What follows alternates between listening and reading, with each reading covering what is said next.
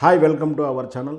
LK Advani గారికి Bharat Ratna award ఇస్తున్నట్టు ఈరోజు భారత ప్రధాని నరేంద్ర మోడీ ట్వీట్ చేయడంతో యావత్తు ఆసేతు హిమాచలం అంతా కూడా చాలా హర్షం వ్యక్తం చేస్తుంది, ఆనందాన్ని వ్యక్తం చేస్తుంది.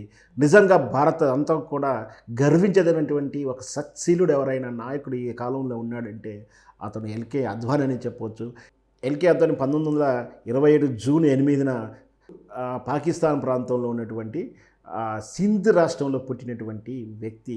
భారత విభజన తర్వాత, భారతదేశం ఏర్పాటు తర్వాత ఈ పాకిస్తాన్ ప్రాంతం నుంచి ఇండియాకు వచ్చి ఇక్కడ భారతీయ జనసంఘ్ క్రియాశీలకంగా ఉన్న వ్యక్తి మనందరికి తెలిసిందే. భారతీయ జనతా పార్టీని ఏర్పరచడంలో గాను, భారతీయ జనతా పార్టీ రాజకీయంగా ఎదగడంలో కానీ ఎల్కే అద్వానీ చేసిన కృషి అసామాన్యమైనది. పైగా ఈ దేశంలో సచ్చరితటువంటి నాయకుల శ్రేణులు పేర్లు రాస్తే ఖచ్చితంగా మొదటి 10లో ఖచ్చితంగా ఎల్కే అద్వానీ గారి పేరుంటుంది. అంత మంచి క్రెడిబిలిటీ ఉండే నాయకునికి ఈ దేశం భారత రత్న ఇచ్చి సత్కరించడం నిజంగా కూడా అది అందరికీ కూడా మన గర్వకారణమే. అతన్ని ప్రధాని హోదాలో చూడాలని చాలా అభిమానులు కోరుకున్నప్పుడు ఆ కోరిక నెరవేరలేదు.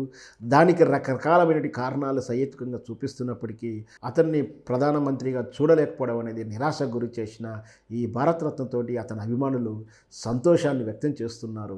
మొత్తం మీద భారతరత్న అనేది ఎల్కే అద్వానీకి ఇవ్వడం ఈ మన యావత్తు దేశమంతా కూడా గర్వించుతుంది. భారతరత్నకి నిజంగా కూడా సరి అయిన అర్హుడు ఎవరైనా ఉన్నారంటే ఈ కాలపు రాజకీయ నాయకుల్లో అది ఎల్కే అద్వానీ గారికి సముచితమైన అందరూ చెప్పవచ్చు.